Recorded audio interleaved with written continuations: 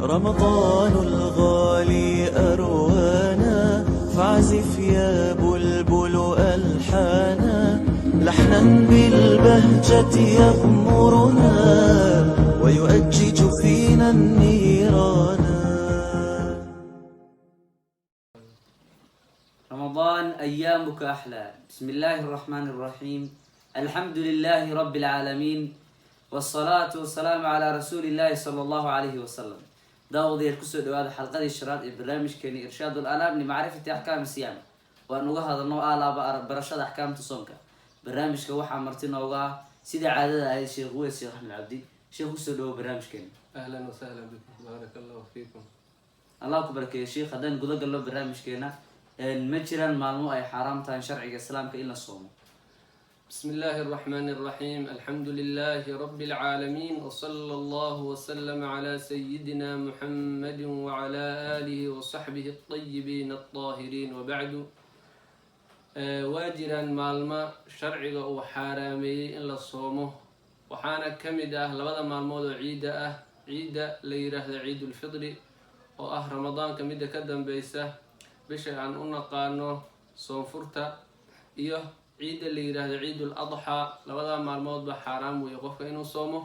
waxaa kale xaraam ah in la soomo saddexda maalmood ay ka dambeeyay ciidul adha loo yaqaan ayaamu tashriiqa.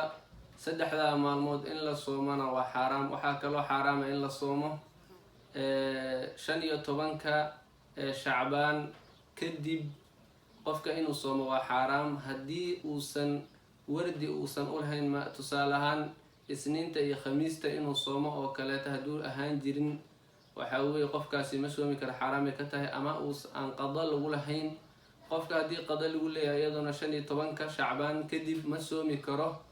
waxaan kale oo qofka uusan soomi karin haddii uusan xiriirin 15ka shacbaan uusan la xiriirin soomka. haddii xiriir uu sameeyo asaga uu soomi karaa, laakiin haddii uusan xiriirin 15ka waxa ka dambeeya soom uusan la xiriirin asagana ma soomi kara, xaraam weeye.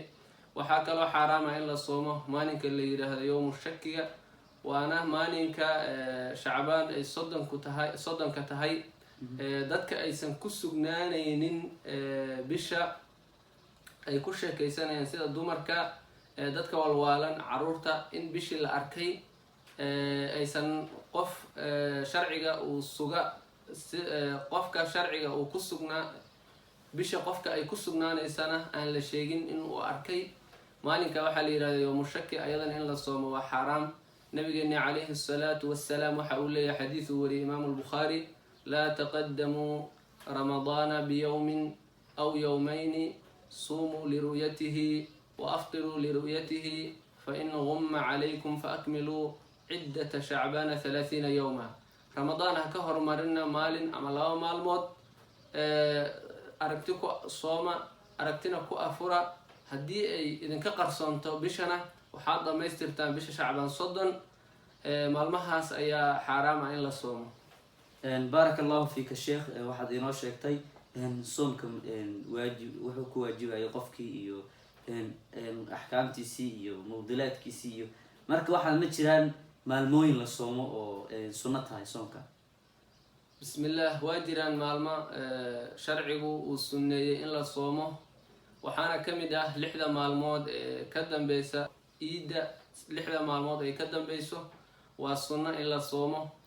waxaana sii sunno ah in 6 maalmood la xiriiriyo oo haddii la kala geeyana sunnada way ansaxaysaa. waxaa kaloo la sunneeyaa in la soomo yawmu carafa, waxaana loo sunneeyaa qofka aan xaajiga ahayn.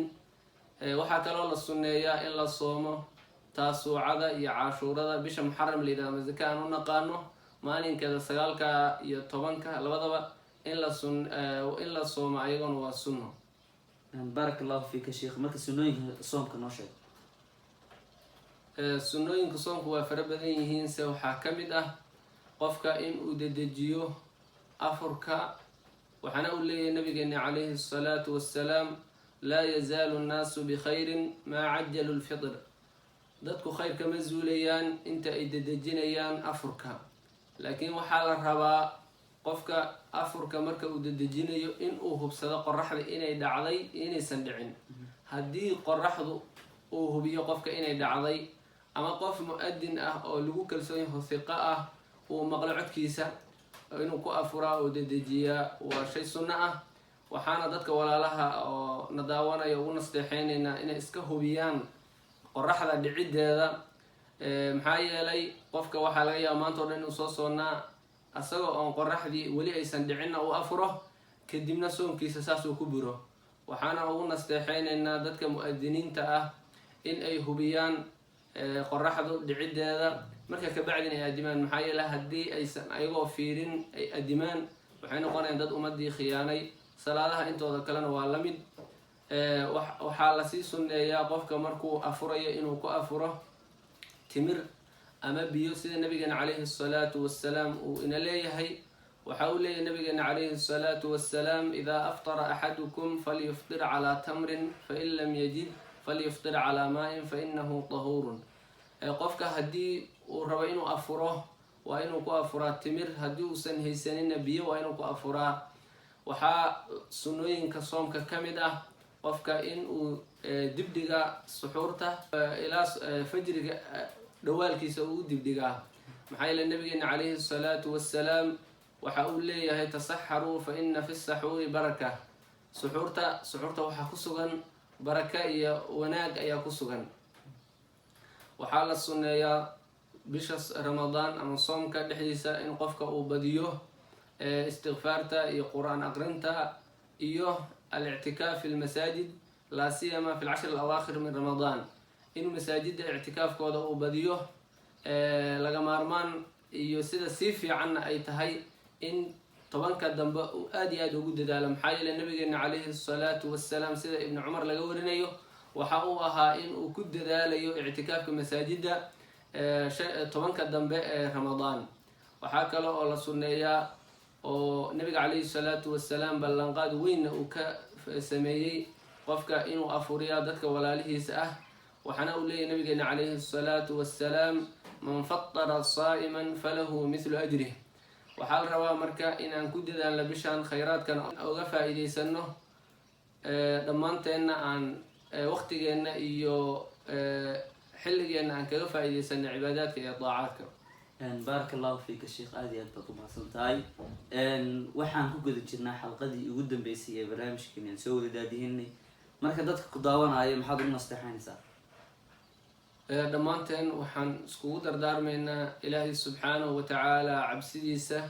maxaa yeelay qof liibaana ma liibaana ilaa wuxuu ku liibaanay ilaahay subxaanahu watacaala cabsidiisa. qof khasaaray oo hoogay ma jira ilaa wuxuu ku khasaaray ilaahay subxaanahu watacaala cabsidiisa uu ka tegay. sidaa darteed dhammaanteen waxaan isu dardaarmaynaa ilaahay subxaanahu watacaala inaan ka cabsano oan laasimna cabsida ilaahay. waxaan kaloo isu dardaarmaynaa cibaadaadka iyo daacaadka ilaahay subxaanahu watacaala inaan ku adkaysano. maxaa yeelay cadaabka ilaahay subxaanahu watacaala iyo ciqaabkiisa midna awood iyo karaan uma lihin, kumana adkaysan karno. waxaana la rabaa nafteenna inaan ka ilaalino wax kasta oo ilaahay subxaanahu watacaala caro gelinayo, aanna ku dadaalno wax kasta oo ilaahay subxaanahu watacaala rido gelinayo. aada iyo aad baa umahadsantaha sheekh, waqtiga qaaliga aada na siisay.